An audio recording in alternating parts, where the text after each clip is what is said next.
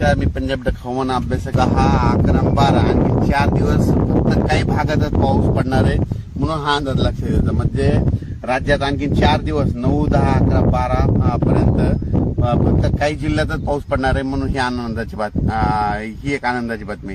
कारण की उर्वरित राज्यामधला आता पाऊस म्हणजे राज्यातला बऱ्याच ठिकाणच्या जिल्ह्यातला पाऊस कमी होणार आहे.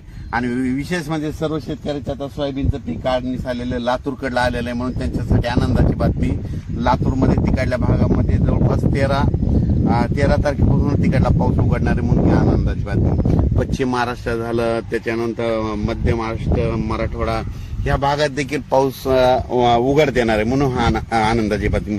राज्यामध्ये आजच बघा, आज रात्रीच्याला म्हणजे नांदेड जिल्हा, यवतमाळ जिल्हा, चंद्रपूर, वर्धा, नागपूर, भंडारा, गोंदिया, वाशिम, हिंगोली, त्याच्यानंतर परभणी जिल्हा, त्याच्यानंतर जालना जिल्हा, त्याच्यानंतर संभाजीनगरचा पलीकडचा भाग, गंगापूरचा भाग, त्याच्यानंतर जळगाव, मालेगाव, मनमाड आणि त्याच्यानंतर बुलढाणा, अकोला, अमरावती ह्या पट्ट्यातच पाऊस आहे आता. म्हणजे 4 दिवस, म्हणजे या 4 दिवस तिकडल्या पट्ट्यातच पाऊस आहे. उर्वरित राज्यात तुरळक ठिकाणी स्थानिक वातावरण तयार होऊन दुपारपर्यंत कडक ऊन पडून एखादा पावसाचाही अर्ध्या तासाचा पाऊस पडू शकतो म्हणून हे अंदाज लक्षात येतं. झालं तर